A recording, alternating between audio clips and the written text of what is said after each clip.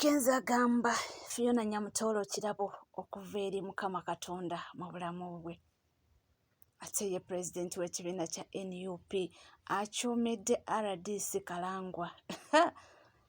Bannange byonna nja kubanga mbikuwa mu maaso awo. Ate waliwo aluleeta mwayogera ebitakwatagana era yavuddeyo naye ng'ayogera ku Charlotte Muhoozi. Byonna nja kubanga mbikuwa gwe tuula butuuzi. Ate mwana muwala Jojo yawanda muliro agamba nti Abanayuganda mwe omuli mu nsi eringa hell temulina kye mumugamba. Oli ku NCK TV kugamba nti obanga tona subscribinga kekadde o subscribinge, ringinga that notification bell, sharinga, likinga, sakano kubanga oleka comment yo. Ebisigadde tukomawo nabyo gwetuula weesirikire ndukuwe. Msajja mukulu Idrisa Msuza aka Eddie Kenzo, president wa Uganda National Musicians Federation, esawe ne gwetwogerera presidential advisor on creatives. Avuddeyo n'agamba nti mukyala we Fiona Nyamutolo kirabo okuva eri Mukama Katonda. Agamba nti oba oliyawo singa si ye teyandibadde essaawa eno atuuse awo wali. Kituufu nti ebintu ebisinga abyekoleredde naye nti Fiona yajja n'emikisa mu bulamu bwe. Bibino Can go without talking about Honorable. How is our Honorable? She's very good. She's doing okay. Yeah. There's a way you become very happy when you're talking about her. Yeah, because she's a blessing to me. What can I do? Someone was saying maybe the Honorable had a hand in this achievement. Is it like that? Oh. You know, when you talk about Honorable Fiona Nyamutolo, that's my wife. That's my second half. It's like you're almost talking about me now. Ndozo owulidde love is very beautiful. Akugambye you are talking about my wife. Ndowooza obadde tunakijjukira nti mukyala we n'akakujjukizaamu nti muntu gweyogerako mukyala wange. A blessing to him. Amutuusizza ku ebyo. Oba oliyawo teyandikkiriza n'okubanga presidential advisor, oba oliyawo ne wa president yandibadde nga amusisinkana naye munnange. Bagamba nti buli kimu kibaawo lwa nsonga. Fiona yajja mu bulamu bwa Eddie Kenzo. Munnange ffe ensonga tumuleka anyumirwe. Oba alya ssente z'omuwoomusolo leka alye munnange kasa tazitujje mu nsawo. Ate tunaakikolera ki? Tunaasiiba ku ekyo tukaabire ku ekyo? Nedda. Owange nga tuvuddeko eyo nnaku olwaleero bannakibiina kya NUP babaddeko mu kuziika saidi zeeyo Kayunga eyo. Munnange waliwo MP yafiiriddwa taata we. Naye president w'ekibiina omukulu Robert Kyagulanyi Ssentamu Olukuta Kazindaalo akyomedde Kalangwa mu maaso ge ng'alaba bw'ati. Si kugamba nti kumwogerako nga taliiwo nga bw'ali. Bibino twasigala kusinkana mu kuziika abantu. Twasuubire nti ensi ku sipiidi gyeyonoonekerako tetugenda kutuuka nga tetukyasobola kusinkana. Nze nsanyuse n'okusanyuka nti nsinkanye ku mwami Kalangwa. Nsebo nsanyusa okulaba. Nonsose omulabako. Bw'owulira eyo nga boogera ku bikolobero byako olowooza okulowooza musajja mubi. Nate omusajja mulungi. Oyinza okulaba naye ate omusajja bwamwenya bumusinkana bulungi kitegeeza kiraba bisobola okukoma ate ne tubeera mu nsi. Naye tuba tetukkiriziganya mu byabufuzi naye nga tukkiriziganya mu ddembe lya buli muntu. Nsanyusa n'okulaba ku mwami Muwonge naye mbadde simulabanga. Nsaba nsanyusa okusinkana.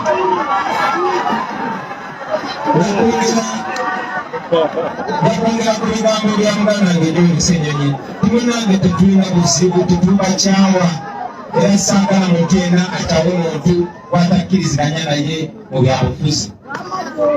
Tulina okuba nga tetusinkana mu kuziika kwokka, nga tusinkana ne mu ekereziya oba mu mizikiti, nga tusinkana. Mulowooza omukulu takubyewo nnyo naye kirungi gwabadde abigamba abaddewo. Sigamba nti ajja kugamba nti babiŋŋambye nsimanyi nawulidde nti wayogedde abaddewo n'amukoona point nti mpulira byakwogerako ebikolobero by'okola so nno mba oli muntu mulungi.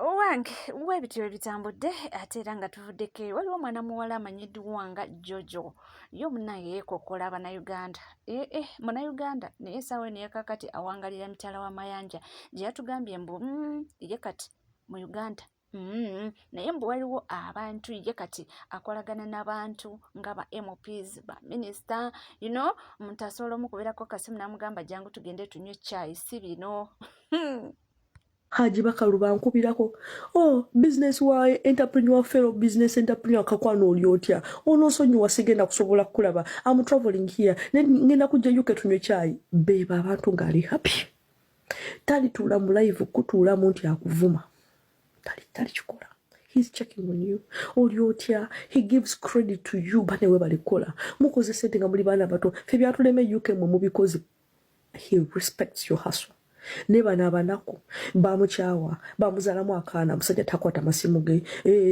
whatever the story but it's a bad one yagenda okutuula ku live kajojako you know there is bitterness coming from somewhere. They're unhappy, they are bitter, they project their misery onto other people.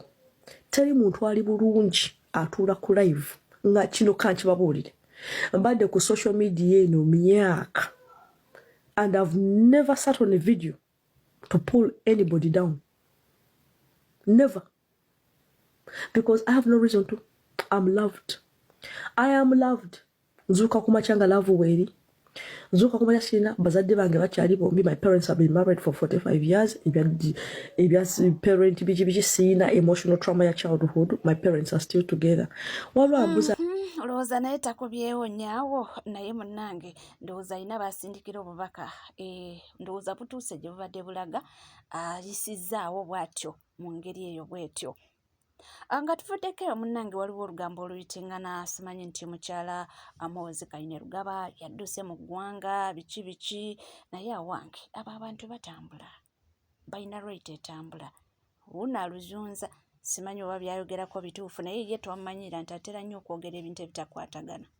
Breaking news mukazi wa feke general Muhoozi Kainerugaba adduse mu Uganda. Mukazi we gwe bayita Charlotte Nakunda Muteesa muwala wa Muteesa gwe yazaalamu abaana. Wuliriza ekyabaddewo oluvannyuma lwa Muhoozi Kainerugaba cross emyaka egyo ebiri ayina amaka 2 nga tasula full time nani ne muwala wa Muteesa. Finally family ya Muteesa egambye enough is enough with the fake general. Ali mu rehab, ali ebisiyagana Andrew Mwenda ne Eddie Kenzo ya akwata abakazi okitegeera ne bagamba enough is enough. Nera sawa za kakati muwala wa Muteesa mukazi wa mukazi muyite na ex kubanga adduse mu Uganda wetwogerera tali mu Uganda. ye breaking news eriwo. Ate munnange nga tuvuddeko eyo ye Pastor Mondo yeeweredde okusiba omuntu waneno mu ggwanga Uganda. Yeeweza okuba nga asiba abantu naddala aba TikTok mbu abamuwalampa ne bamuvuma ne bamwogerera amafuukule. Olwaleero nziza okwogerako n'abantu bebayita ba TikTokers ddala bali kuno ku mukutu ng'omanyi nti ojja kuzza emisango owandikire Pastor Mondo akuyambe wanike emikono okaabe nyamba Pastor Mondo bankute kati mpayo sente. Tusigenda kukikola kubanga abantu abamu mwetaaga okusomesebwa nti okuba n'empisa nga mutambula muno mu nsi kya magezi kya nsonga. Ekyokubiri buli muntu agenda abuukira abantu ng'avuma gwe weetegekera ekkomera. Kati kino kitaddewo ng'okulabula ngenda kusiba abantu ate ngenda kusiba abantu nga sibasibye okuba sibaagala naye njagala kubalongoosa mutereeremu. Nina omugwe ngenda okutandikira kulala musonyiwa luli naye kati ngenda kumuddako agenda kuwulira next week tamalaako batanaba kuyingira munda mumutegedde. Ate mu malala mu politics nti mbu muwala wa Mama Mbabazi mbu bamwapointinze ku bwambasada okubanga addira mu bigere Joy Ruth Acheng gevuddeko gwe badipootinga ono abadde Canada. Munnange bibino abantu beebuuza Mbabazi mbutakwatagana na Museveni mbu kijja kitya abebweru mwe bakimanyi bagamba mu politics tobeera na permanent enemy ate tobeera na permanent friend. Tugenze mu deep politics. Muwala wa Mbabazi bamulonze nga assistant ambassador e Canada gye bagobye oli omukyala. Omwami we ne bamufuula ambassador. Mbabazi awakanya Museveni. Kitegeeza omulimu baguwadde ono muwala wa Mbabazi naye ye n'agamba omwami wange yaba atuulawo walinze kambeera assistant ffenna tubeereeyo. Mpuliriza bulungi, listen to understand. Ani yali azanye ku kano kafuna kano tekafuna. Tugenze ku mutendera gwa member of parliament. Museveni yali yategeka nga ba member of parliament bonna babe. Nga bonna ba Museveni. Wabula waliwo Kalyeri ke bagamba okusikiriza abaguzi. Akwatayo nga ba member of parliament nga 10. N'ababawanga bo batuufu bammwe. Ti time gye mwali gambe shia ono n'atawangula ku njagala gye tumwagalamu. Ku ngeri gye tuwamulonzeemu. Abali obvious nyenyenyenyo abaleka naga bano kababeerewo. Kati n'akwata ababe bebana babeera wano emabbali akulaga akakoonako kano kalidde. Alidde n'alaga nti amusasula. Nakano kalidde. Alidde n'alaga nti amusasula. Kati mwene mulowooza nti omuntu osobola okugenda n'okola ki n'olya. Kano kafuna kano tekafuna. Batuuka ekiseera bw'ogenda ne ssente nnyingi basobola okuwaayo okwo. Okukusikiriza okusigala ng'ozannya.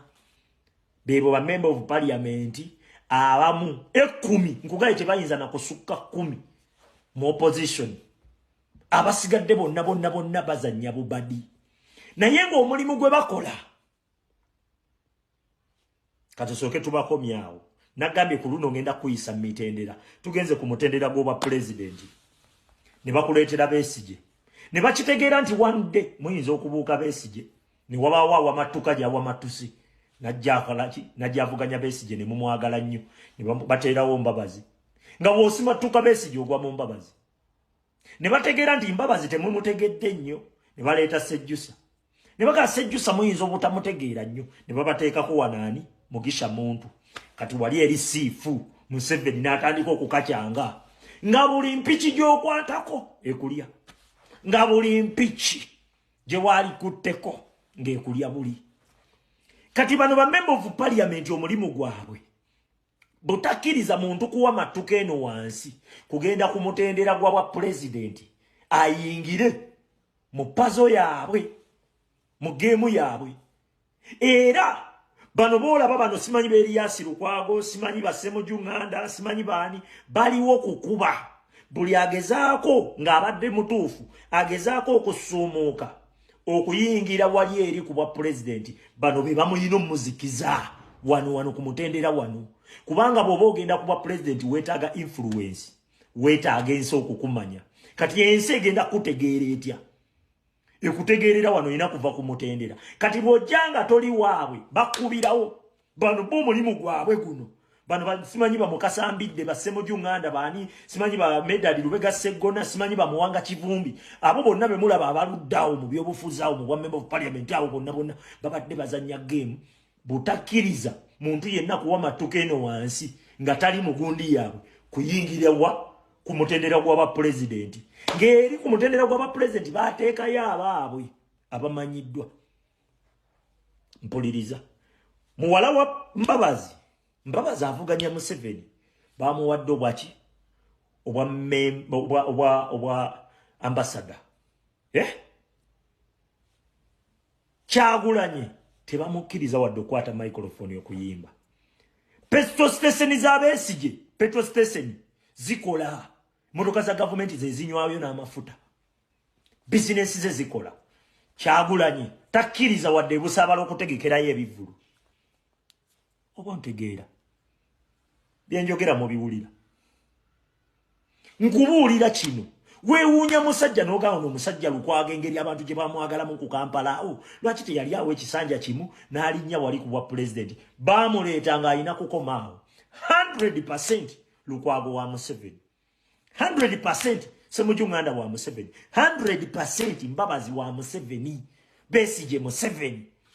Nkubuulira. Bamuwanga Kivumbi bonna Museveni. Waliwo n'abalala.